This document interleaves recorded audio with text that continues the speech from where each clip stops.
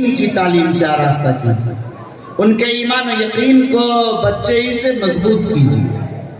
آج آپ دیکھ رہے کہ تیزی سے ارتداد کی طرف قدم بڑھ رہا ہے، لوگ کالجوں میں جا کر اپنا ایمان بیچ دے رہے ہیں، غیر مسلم لڑکوں کے ساتھ ہماری بچیاں چلی جا رہی ہیں، ہمارے لڑکے غیر مسلم لڑکیوں کے ساتھ چلے جا رہے ہیں، ایمان کا سودا ہو رہا، ضمیر فروشی ہو رہی، والدین کے حقوق ادا نہیں کیے جا رہے، گھر میں ایک بے راہ روی کی زندگی، بے پردگی عام ہوتی جا رہی ہے، نشے کا رواج بڑھتا چلا جا رہا ہے۔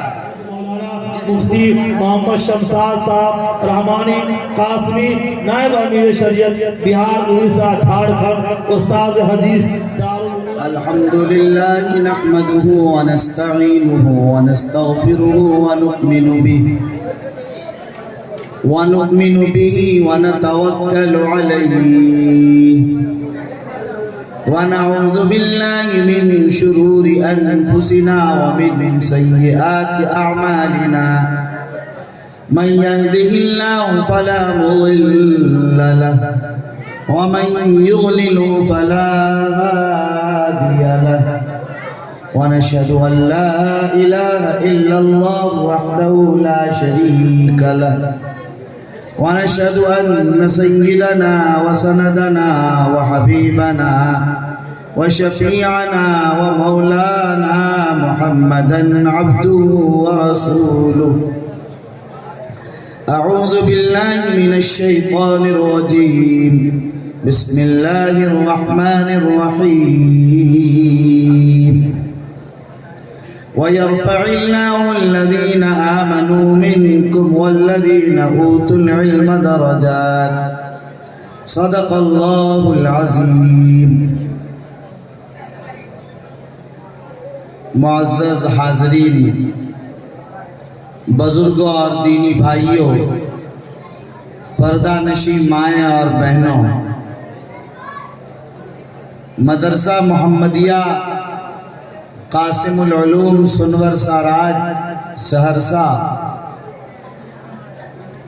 کا یہ عظیم الشان جلسہ دستار بندی ہے۔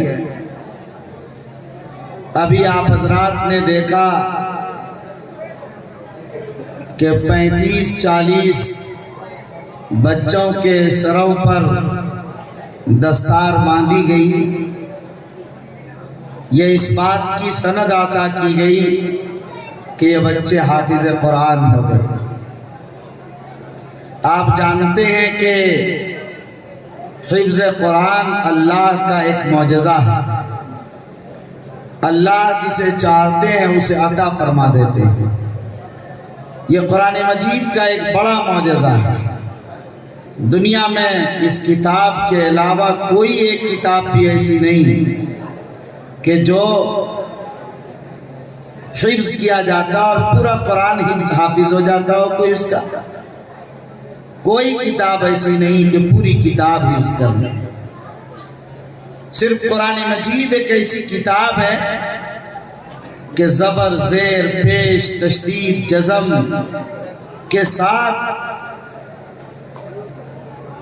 ایک بچہ کم عمر بچہ 7 سال 8 سال 9 سال 10 سال کا بچہ حافظ قرآن ہو جاتا ہے۔ آپ اندازہ کیجئے کہ 7 سال 8 سال کی عمر کیا ہو، لیکن وہ حافظ قرآن ہو جاتا ہے، پورا قرآن ان کے سینے میں محفوظ ہو جاتا ہے۔ یہ در حقیقت اس قرآن مجید کا معجزہ ہے۔ ابھی پٹنے میں 2-3-4 دنوں پہلے دستار بندی کے 1-2 پروگرام میں شرکت ہوئی تو دیکھا کہ 7 سال کا بچہ 8 سال کا بچہ 9 سال کا بچہ حافظ قرآن ہے۔ اگر حافظے کی بنیاد پر حافظ قرآن ہوتا کہ بہت اچھی یادداشت ہے، اس کا حافظہ بڑا مضبوط ہے، تو علامہ انور شاہ کشمیری حافظ ہوتے۔ مگر آپ جانتے ہیں کہ حضرت علامہ انور شاہ کشمیری جو حافظ حدیث تو تھے، قرآن کے حافظ نہیں۔ استاذ گرامی حضرت مولانا انظر شاہ کشمیری رحمۃ اللہ علیہ نے کئی بار اپنے درس میں یہ ارشاد فرمایا، بتایا کہ علامہ انور شاہ کشمیری رحمۃ اللہ علیہ نے کئی بار قرآن کے حفظ کا ارادہ کیا، کوشش کی، مگر قرآن کے حافظ نہیں بن سکتے۔ جو آدمی بخاری کا حافظ ہے، مسلم کا حافظ ہے، ترمذی، ابو داؤد، نسائی کا حافظ ہے، مگر قرآن کا حافظ نہیں ہو سکتا۔ یہ ذالک فضل اللہ یؤتیہ من یشاء، یہ اللہ کا فضل ہے، وہ جسے چاہتے عطا کر دیتے۔ یہ حافظے کی بنیاد نہیں، اگر حافظے کی بنیاد پر ہوتا تو علامہ انور شاہ حافظ ہوتے، اس لیے کہ ان کے حافظے کا حال یہ تھا کہ وہ جس کتاب کو پڑھ لیتے زندگی بھر انہیں زبانی یاد ہو جاتی، چاہے وہ 1000 صفحے کی ہو کہ 2000 صفحے کی ہو، انہی الفاظ کے ساتھ انہیں یاد ہو جاتا۔ دارالعلوم دیوبند کے محتمم نے ایک بار فرمایا کہ اگر دارالعلوم دیوبند کے کتب خانے میں آگ لگ جائے اور ساری کتابیں جل جائیں تو مجھے کوئی فرق نہیں پڑتا اگر علامہ انور شاہ زندہ ہیں کہ کتب خانے کی ساری کتابیں انہیں حفظ ہیں اور وہ زبانی ساری کتابیں لکھ سکتے ہیں۔ اتنے بڑے حافظے کے آدمی قرآن کے حافظ نہیں تھے۔ تو یہ قرآن کا حافظ ہونا یہ اللہ کا ایک معجزہ ہے، اس کلام کا ایک معجزہ ہے۔ ہمیں یہ چاہیے کہ ہم اپنے بچوں کو حافظ قرآن بنائیں، یہ سبق لینا چاہیے اس منظر سے۔ آپ دیکھیے کہ اگر آپ حافظ قرآن ہیں تو 10 لوگوں کو جنت میں لے جائیں گے اپنی سفارش سے، جو جہنم کا مستحق ہو چکا ہے۔ اسی لیے میں کہا کرتا ہوں کہ لوگوں، آپ یہ عزم کر کے اٹھیے کہ ہم اپنے بچوں میں ایک ہی کو صحیح حافظ قرآن ضرور بنائیں گے، اسی لالچ میں ہی صحیح کہ تاکہ کل آخرت میں جنت کے مستحق بن سکے۔ ہمارے اعمال تو اس لائق نہیں کہ اپنے اعمال کی بنیاد پر جنت نصیب ہو جائے، لیکن اگر بیٹا، بیٹی، پوتا، پوتی، نواسا، نواسی، اگر آپ نے جس کو بھی حافظ قرآن بنا لیا اس کی برکت سے کم از کم آپ جنت میں چلے جائیں۔ آپ کے پاس اگر اولاد نہیں، رشتہ دار میں نہیں، خاندان میں، پڑوس میں، ارد گرد میں کوئی بھی نہ ہو، آپ مدرسہ محمدیہ قاسم العلوم میں جا کر کسی بھی غریب اور نادار بچے، مفلس بچے کی کفالت اپنے ذمہ لے لیجئے۔ محتم صاحب سے پوچھئے کہ محتم صاحب ایک بچے کو مجھے حافظ قرآن بنانا، وہ آپ کو بتائیں گے کہ 12,000 روپے مثلاً مہینے کا خرچ ہے۔ آپ نے 12,000 روپے، مہینے کہہ رہا ہوں سال کا خرچ ہے، آپ نے ان کو 12,000 روپے سال کا دے دیا، اور یا 1,000 ہر مہینے دیتے رہے، 2 سال میں بچہ حافظ ہو جائے گا، 3 سال میں ہو جائے گا، نہیں تو 4 سال میں حافظ ہو جائے گا۔ اب اگر آپ کے 3-4 سال میں حافظ ہوئے، 12 یا 36 یا 12 چوک 48، 36 یا 48 ہزار میں اگر آپ نے ایک حافظ تیار کر لیا، بتائیے کہ کتنا بڑا سامان آپ کو ہو گیا، کل قیامت میں جنت کا سامان آپ نے تیار کر لیا۔ کتنا آسان اور کتنا سودا، سستا سودا، بڑا آسان اور سستا سودا آپ کو مل گیا۔ اس لیے آپ عزم کیجئے کہ ہمیں اپنی اولاد کو یا جس کو بھی ہو سکے انہیں حافظ قرآن ضرور بنانا ہے، اپنی ہی لالچ میں صحیح، تاکہ ہماری آخرت سنور جائے۔ کیا آپ حضرات اپنے بچوں کو حافظ قرآن بنائیں گے انشاءاللہ؟ ماشاءاللہ۔ دوسری بات جو مجھے عرض کرنی ہے وہ مدرسے کے تعلق سے عرض کرنی ہے۔ آج سے تقریباً 13 سال پہلے سن 2010 عیسوی میں اس ادارے میں کے پروگرام میں آیا تھا۔ 2010 میں جب میں آیا تھا اس وقت بھی میں نے دیکھا اور اب بھی دیکھ رہا ہوں، الحمدللہ ادارے میں تبدیلی بھی ہے اور بڑا کام بھی ہوا ہے، اور بلڈنگیں بھی بنی، تعمیر بھی ہوئی، تعلیم بھی ہو رہی، لیکن میں درخواست کروں گا کہ تعلیم میں کوئی اضافہ نہیں ہوا۔ ہمیں تعمیر سے زیادہ، تعمیر تو مکمل ہو گئی، تعلیم میں محنت کرنے کی ضرورت ہے۔ یعنی اگر آپ کے 100 بچے ہیں تو 150 کر دیجئے، 200 کر لیجئے، لیکن اس سے زیادہ مقدار میں اضافے کے بجائے क्वालिटी में इजाफा कीजिए। आपके यहाँ हिफ्ज़ के बच्चे हैं, आप अरबी दर्जात के बच्चों को भी बढ़ाइए। पूरे सहरसा जिला में लड़कों के लिए कोई अरबी दर्जे का बाज़ाब्ता जहाँ आला दर्जे तक तालीम हो नहीं। ये इदारा अल्हम्दुलिल्लाह खुद कफील है, इनके पास बिल्डिंगें भी हैं, जगह भी अच्छी खासी है। तो अगर इदारे के सदर, सेक्रेटरी, अराकीन, जिम्मेदारान सारे लोग इस बात पर मशवरा करें और इरादा करें कि इस इदारे को हमें अरबी दर्जात का जहां आलिम कोर्स भी कराया जाता है, हमें कराकर इस इदारे को तालीमी तौर पर तरक्की देनी है और तालीमी मेयार बुलंद करना है। यानी अगर हाफिज कुरान ही हो रहा है, उसके लिए भी क्वालिटी है कि एक बैठक में जो हाफिज कुरान होगा, सुनाएगा पूरा कुरान, उसकी दस्तारबंदी होगी।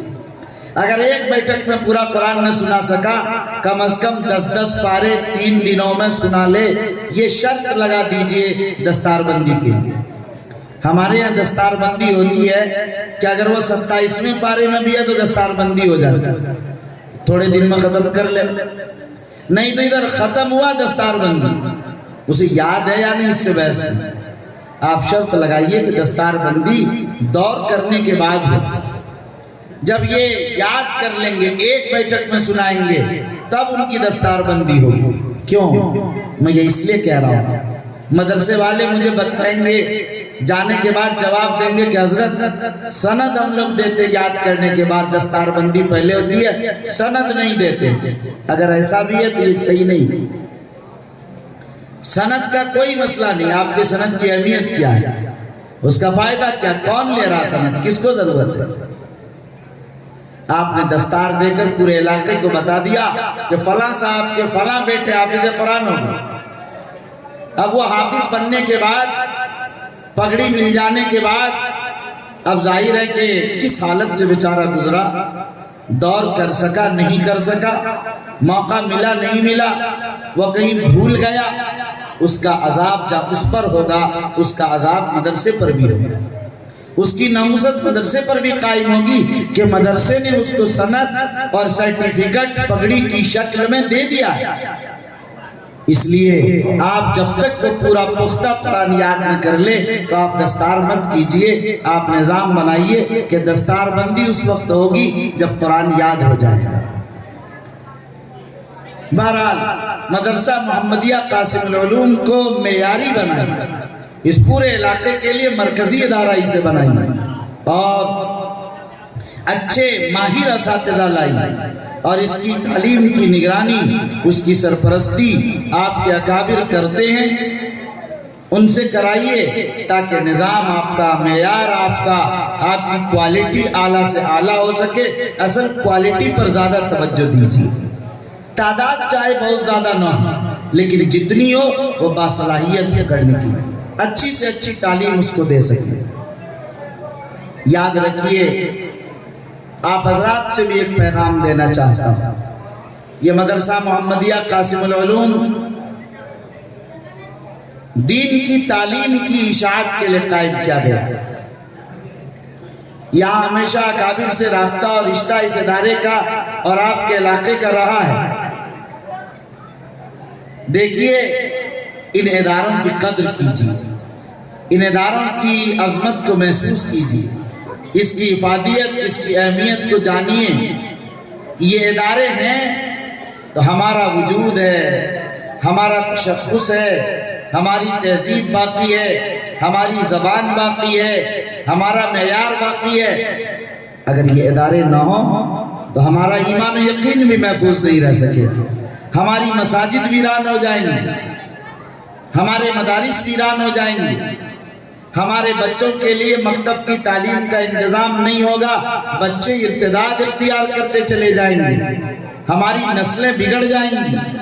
ये मदारिस हैं जिस कारखाने में हाफिज और आलिम तैयार किए जाते हैं, और यही हुफ़ाज़ और यही उलमा मसाजिद को इमाम और खतीब की हैसियत से आबाद करते हैं, मदारिस और मकातिब को असातिज़ा और मुअल्लिमीन की हैसियत से आबाद करते हैं। इसलिए आप इदारे को मजबूत कीजिए, उसकी अहमियत और इफादियत को समझिए। ادارے اگر بڑھ رہے ہیں تو ادارے کے بڑھنے سے تشویش نہیں ہے، اصل یہ ہے کہ ادارے کارگزار بافیض ہونے چاہیے۔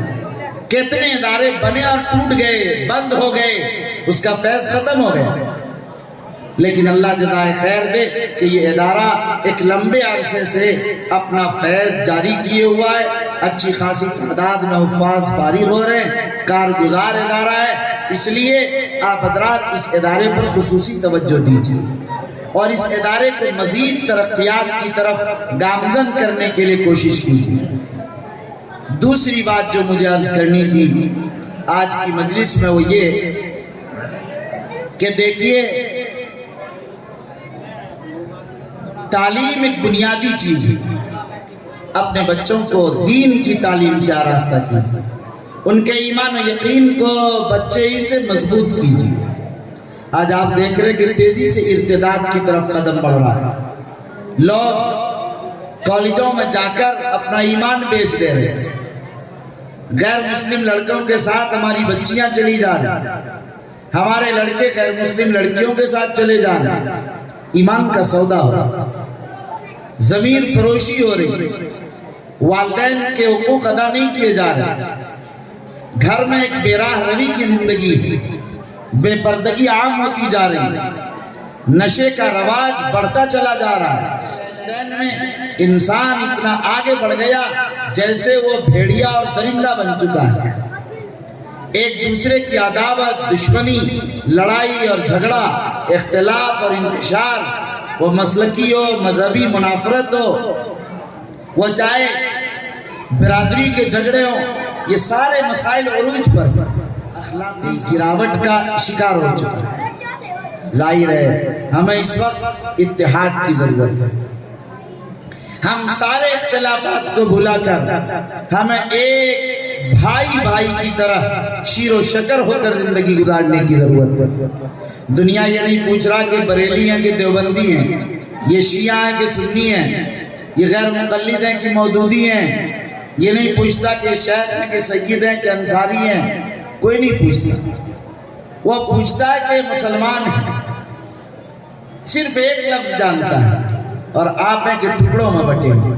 اس کی وجہ آپ جانتے ہیں کہ قوم میں بزدلی آ گئی، قوم میں کمزوری آ گئی، اور یہ ایسے نہیں آئی ہے، قرآن اعلان کرتا اطیعوا اللہ ورسولہ ولا تنازعوا فتفشلوا وتذهب ريحكم واصبروا ان اللہ مع الصابرین۔ لوگوں، اللہ اور اللہ کے رسول کی اطاعت کرو اور آپس میں جھگڑا مت کرو۔ اگر آپس میں جھگڑو گے، اختلاف کرو گے، فرقوں میں بٹو گے تو جانتے ہو کیا ہوگا؟ فتفشلوا، تم لوگ بزدل ہو جاؤ۔ آج دیکھیے واقعتاً کہ کتنی بزدلی عام ہو گئی، مسلمان کتنا ڈر گیا، کتنا مرعوب ہو گیا، عام ہو گیا۔ یہی ہے اختلاف کی بنیاد پر یہ بزدلی آئی ہے دلوں میں۔ اور دوسری صفت قرآن نے کہی وَتَذْهَبَ رِيحُكُمْ، تمہاری ہوا اکھڑ جائے گی، یعنی تمہارا روب ختم ہو جائے گا، تمہارا دبدبہ ختم ہو جائے گا، تمہاری شان و شوکت ختم ہو جائے گی۔ آج دیکھیے کہ مسلمانوں کا روب ختم ہو گیا، اس کا دبدبہ، جو شان و شوکت تھی، جو ان کی عظمت رفتہ تھی، وہ ساری چیزیں ختم ہو گئی۔ آج تو جن کو ووٹ چاہیے وہ بھی مسلمان کا نام لینے کے لیے تیار نہیں، ووٹ بھی چاہیے اور نام تک لینے کے لیے تیار نہیں۔ مسلمان اتنا اپنا روب کھو چکا، ختم کر چکا، اتنی اپنی حیثیت ختم کر چکا ہے۔ اس لیے میرے بھائیوں، آپ اللہ اور اللہ کے رسول کی اطاعت کیجئے اور آپس میں اتحاد کے ساتھ رہیے۔ اعتصموا بحبل اللہ جمیعا، اللہ کی رسی کو مضبوطی سے پکڑ لو اور آپس میں اختلاف مت کرو۔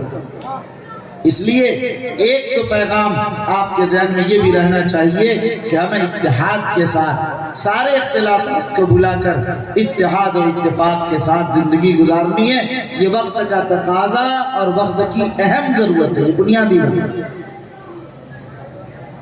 تیسری بات جو مجھے آپ حضرات کے درمیان عرض کرنی ہے، وہ سب سے بڑا مسئلہ ہے جو میں نے آیت تلاوت کی تھی، جس میں بتایا گیا اللہ اہل علم کے درجات کو بلند کرتے ہیں۔ میرے بھائیوں، علم یہ مسلمانوں کا زیور ہے، علم مسلمانوں کی گمشدہ متاع ہے۔ آج آپ نے سنا ہوگا اقرأ بسم ربک الذی خلق، سب سے پہلی آیت قرآن کی، سب سے پہلی وہی ہے جو غار حرا میں جبرائیل امین سرکار دو عالم صلی اللہ علیہ وسلم پر لے کر آئے، پہلی وہی۔ پڑھو اے لوگ پڑھو۔ آپ بتائیے کہ یہ زمانہ تو زمانے جاہلیت کا ہے، اس زمانے میں شرک عام تھا، کفر عام تھا، بت پرستی ہو رہی تھی، اس زمانے میں قتل عام تھا، رشوت عام تھا، ظلم ہو رہا تھا، دہشت ہو رہی تھی، اس زمانے میں زنا ایک عام تھا، لڑائی جھگڑا ایک عام سی بات تھی، نہ معلوم کون گناہ ہے جو نہیں تھا۔ لیکن قرآن کی پہلی وحی نازل ہوئی، یہ نہیں کہا کہ تم لوگ شراب مت پیو، تم لوگ قتل مت کرو، کفر مت کرو، شرک مت کرو، زنا مت کرو، بد نظری مت کرو، فلاں اور فلاں، کسی گناہ سے روک تھام نہیں کیا، بلکہ ایک حکم دیا پہلا، اقرأ لوگ پڑھو۔ جانتے ہیں اس کی کیا وجہ ہے؟ اس کی وجہ یہ ہے کہ یہ بتانا تھا، یہ پیغام دینا تھا کہ لوگوں اگر تعلیم آ جائے گی تو کفر سے بھی بچ جاؤ گے، شرک سے بچ جاؤ گے، قتل سے، زنا سے، بدنگاہی سے، گمراہی سے، فتنے سے، بدعت سے، خرافات سے، ساری چیزوں سے بچ جاؤ اگر علم آ گیا۔ علم بنیاد ہے۔ اسی لیے سرکار دو عالم صلی اللہ علیہ وسلم نے جو اپنا تعارف کرایا، اعلان کیا، ابو داؤد کی روایت ہے، انما بعثت معلما، میں معلم بنا کر بھیجا گیا۔ وہ نبی ہیں، وہ تو تقوی بھی تقسیم کر رہے ہیں، وہ تو میدان کارزار میں جہاد بھی کر رہے ہیں، وہ تو تبلیغ بھی کر رہے ہیں، سب کچھ کر رہے ہیں، مگر اپنا تعارف جو ایک امتیازی وصف کے ساتھ کیا، پوری دنیا کو پیغام سنا دیا، اے لوگوں میں معلم بنا کر، پڑھانے والا بنا کر، ٹیچر بنا کر، تعلیم دینے والا بنا کر بھیجا گیا۔ معلوم ہوا کہ تعلیم دینا، پڑھنا اور پڑھانا روئے زمین پر سب سے بہترین عمل ہے، اس لیے کہ سرکار دو عالم صلی اللہ علیہ وسلم نے اپنا تعارف اسی سے کرایا، میں معلم بنا کر دنیا میں بھیجا گیا ہوں۔ لیکن آپ نے دیکھا آج کیا صورت ہے، آپ نے اس پر عمل کیا کہ دار ارقم بنا دیا مکے کے تمام گھروں، صفہ چبوترا قائم کر دیا مسجد نبوی میں، اور ہر گھر کو تعلیم کا مرکز بنا دیا۔ مکے سے، مدینے سے علم نکلا، بصرہ، کوفہ، پورا بغداد، سارا کا سارا علم کا مرکز بن گیا، علوم کے بے شمار ترجمے ہوئے، علم کی اشاعت ہوتی چلی گئی، پوری دنیا مسلمانوں کے زمانے میں علم سے بھر گیا۔ آپ دیکھیے خلافت عثمانیہ کو، خلافت بنو عباسیہ کو، یہ پورا دور خلافت بنو عثمانیہ اور پورا دور خلافت بنو عباسیہ علوم سے بھرے پڑے۔ یہ کیوں؟ اسلام کا مزاج تھا علم، علم ان کا مزاج تھا۔ اسی لیے میں آپ حضرات سے عرض کروں گا کہ آپ علوم پر توجہ دیجئے، یہ اس لیے کہنا چاہ رہا ہوں، الحمدللہ ابھی کچھ سالوں سے اس کی طرف توجہ پہلے سے بہتر ہوئی، بڑھی ہے، مسلمانوں کے اندر بھی تعلیم کا مزاج بڑھا ہے، لیکن آج بھی اگر جائزہ لیجئے تو مسلمانوں کے 47% بچے آج بھی جاہل ہیں، 47% ان پڑھ ہیں، وہ دستخط بھی نہیں جانتے، اپنا الف با نہیں جانتے، بی سی ڈی نہیں جانتے، کا کچھ نہیں جانتے، وہ انگوٹھا چاہتا، دستخط نہیں جانتے، 47%۔ وہ قوم جس قوم کا تعارف ابھی آپ نے سنا کہ دنیا کو علم عطا کیا، آج وہ قوم اتنی جاہل ان پڑھ ہو گئی کہ 47%، 47% بچے ان کے آج جاہل و ان پڑھ ہیں۔ وہ 53% جو بچے، ان میں سے بھی آپ دیکھیں تو 4% مدرسوں میں، 4% بچے مدرسوں میں، 4%۔ اب بچ گئے، آپ کو 4 نکال دیجئے تو 53 میں سے 4 ادھر آ گیا، 47 3 51 ہو گئے، 49% لوگ اسکولوں میں پڑھ رہے، کالجوں میں پڑھ رہے، اسکولوں میں کہہ لیجیے، دنیاوی تعلیم حاصل کر رہے ہیں، لیکن اس تعلیم میں بھی ڈراپ آؤٹ کی یہ شکل ہے، یہ رفتار ہے کہ 10ویں پاس کرنے والے مسلمانوں کے بچے صرف 17% ہیں۔ سارے کے سارے کسی نے دوسری میں چھوڑ دیا، کسی نے 4th میں، کسی نے 6 میں، کسی نے 7th کلاس میں، 8ویں میں، 9ویں میں، 10ویں میں۔ 10ویں پاس کرنے والے 100 میں سے 17 بچے رہ جاتے ہیں۔ اب 10ویں کے بعد جب اوپر پڑھنے جاتے ہیں، گریجویشن کرنے والے مسلمانوں کے بچے آپ کو حیرت ہوگی صرف 4% رہ جاتے ہیں۔ اب جب 4% بچوں نے گریجویشن کیا تو آپ اندازہ کیجئے کہ اعلیٰ تعلیم میں ہمارے بچے کتنے جا سکیں گے۔ پھر بھی ہم سوچتے تو یہ ہیں اور ہماری تمنا تو یہ ہوتی ہے جہاں جائیں تو مسلمان ڈاکٹر نظر آئے، مسلمان انجینئر نظر آئے، مسلمان IAS اور IPS نظر آئے، لیکن خواہش اور تمنا سے تو کام نہیں ہوتا۔ جب آپ 4% ہیں اور دوسرے 96% ہیں تو ظاہر IAS IPS آپ کے نظر آئیں گے، انجینئر ڈاکٹر آپ کے نظر آئیں گے؟ نہیں آ سکتے ظاہر۔ اس لیے میرے بھائیوں، آپ تعلیم حاصل کیجئے، تعلیم کے میدان میں اپنے پورے معاشرے کو اوپر اٹھانے کے لیے پوری طاقت کے ساتھ اپنے سماج کے ہر بچے کو، یہ نہیں کہ صرف اپنے گھر کے بچے، سماج کے ہر بچے کو پڑھنے پر لگائیے۔ اور ایک بات اور کہنا چاہوں گا آپ حضرات سے، یاد رکھیے پڑھنے کا مطلب کیا ہوتا ہے۔ ہم یہ سمجھتے ہیں کہ بچے کو ڈریس پہنا کر اور لنچ دے کر بھیج دیا اسکول تو پڑھائی ہوگی، اس کو پڑھائی نہیں کہتے۔ وہ کیا پڑھ رہا اس کا آپ نے جائزہ لیا، اس کی کاپی چیک کی، ہر روز کا ورک کر رہا ہے، مکتب سے آ رہا ہے یا مدرسہ سے آ رہا ہے تو وہ پڑھ کیا رہا ہے، کیا پڑھایا جا رہا۔ آپ سمجھتے ہم نے بھیج دیا، وہ استاذ کا کام، مدرسے کا کام، مکتب کا کام، اسکول کا کام ہے، وہی جانا۔ یہ نہیں، ایسے پڑھائی نہیں۔ اسی لیے ہوتا یہ ہے کہ ہمارے بچے 50% نمبر لاتے ہیں، 60% لائے، 70% لائے، اسی پر دم توڑ دیتے۔ جس نے 60-70% نمبر لایا ظاہر کچھ نہیں پڑھا اس نے۔ 100% نمبر آنا چاہیے تب جا کر آپ کچھ بن سکیں گے، 100% نمبر چاہیے۔ اسی لیے ہم اعلیٰ تعلیم تک نہیں پہنچ پاتے۔ ایک فرق آپ سمجھ لیجئے ذرا باریک بات یہ ہے کہ اصل میں ایک انجینئر ہی بنا، ایک انجینئر آپ بناتے ہیں، اس کی سیلری 15,000 منتھلی ہوتی ہے، 15,000 مہینہ مل رہا اس کو۔ اور ایک انجینئر ہوتا ہے جس کی 1.5 لاکھ سے 2 لاکھ تنخواہ ہوتی ہے۔ اب بتائیے کہ وہی 15 سے 20,000 اور ادھر 1.5 لاکھ سے 2 لاکھ، آپ نے کیا کیا؟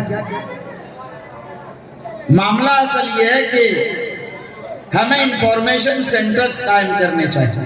ہمارے پاس انفارمیشن نہ ہونے کی وجہ سے، اطلاع اور معلومات نہ ہونے کی وجہ سے ہم پیچھے رہ جاتے ہیں۔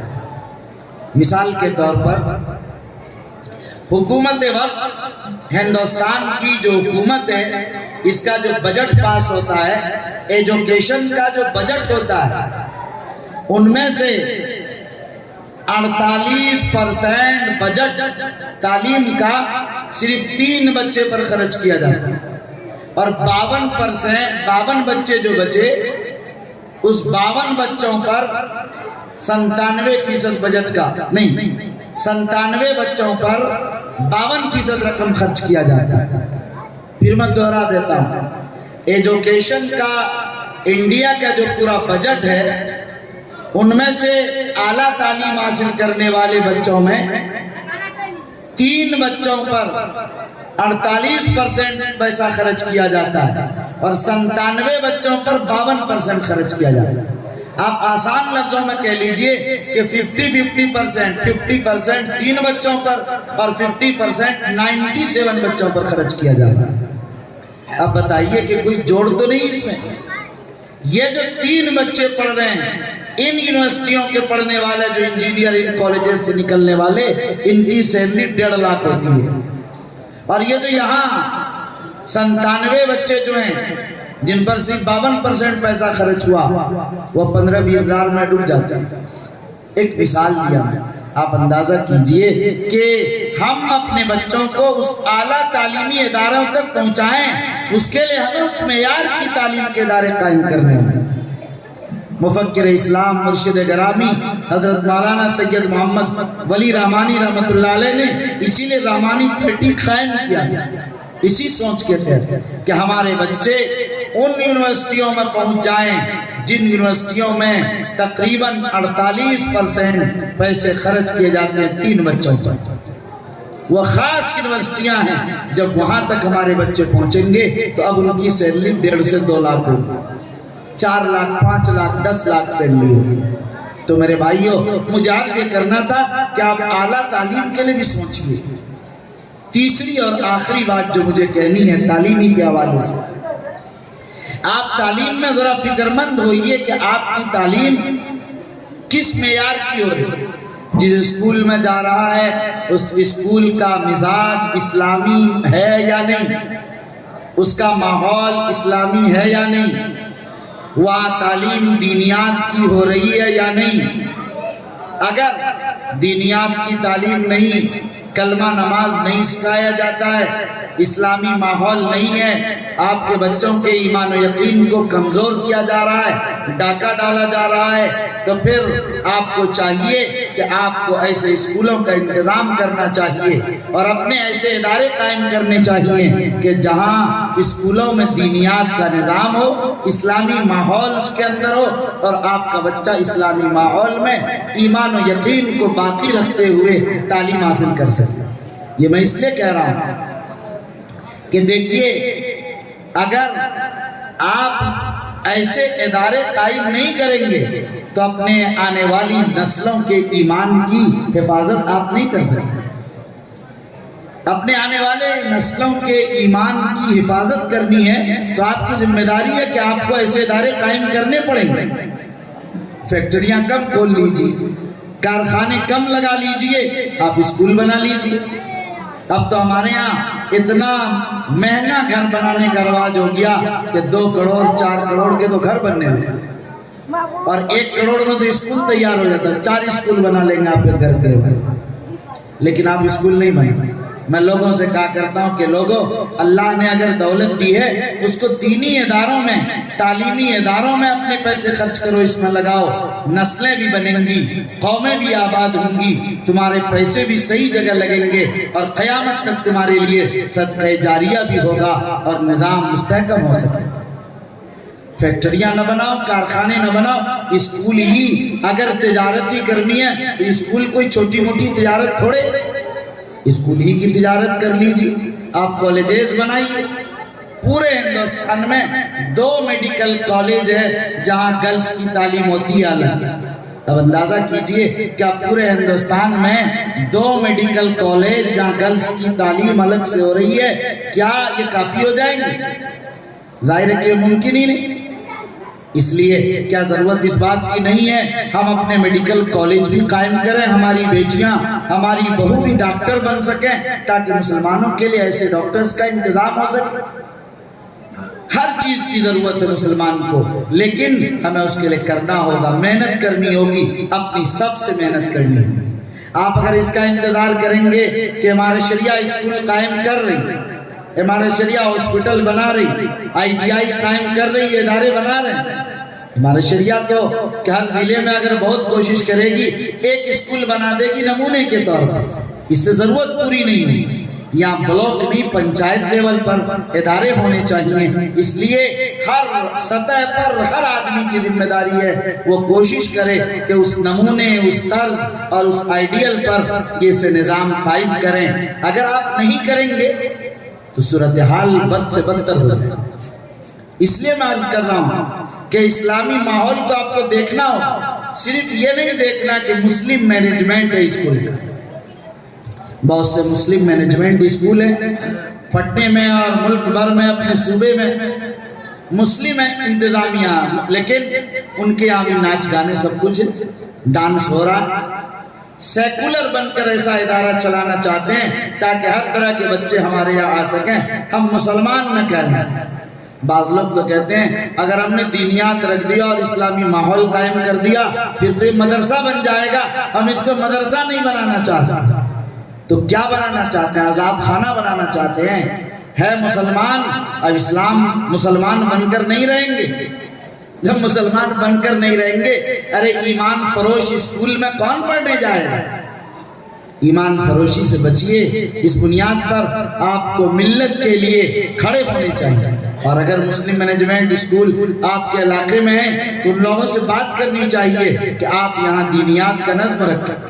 کیا C B S E pattern پر منظور شدہ اسکول ہے، اس کے لیے بھی ظاہر ہے کہ آپ کو اجازت دیا گورنمنٹ نے C B S E school میں، اس کی بھی اجازت ہے باضابطہ کہ وہاں ایک فورن لینگویج بھی ہے الگ سے، آپ اسی میں عربی زبان رکھ لیں، دینیات رکھ لیں، کچھ رکھ لیں، کون منع کر رہا آپ؟ وہ آپ کا دل ہی منع کرتا ہے، آپ کی بزدلی آپ کو منع کرتی ہے۔ آپ ہمت کیجئے اور مومن کامل بن کر پختہ ایمان و یقین کے ساتھ ملت کو کے ایمان کو باقی رکھنے کے ساتھ آپ کو آگے بڑھنا چاہیے۔ اس کے لیے میں نے آپ کو عرض کیا کہ آپ کی یہ ذمہ داری ہے کہ آپ ایسے ادارے، ایسے اسکول، ایسے کالجز قائم کریں۔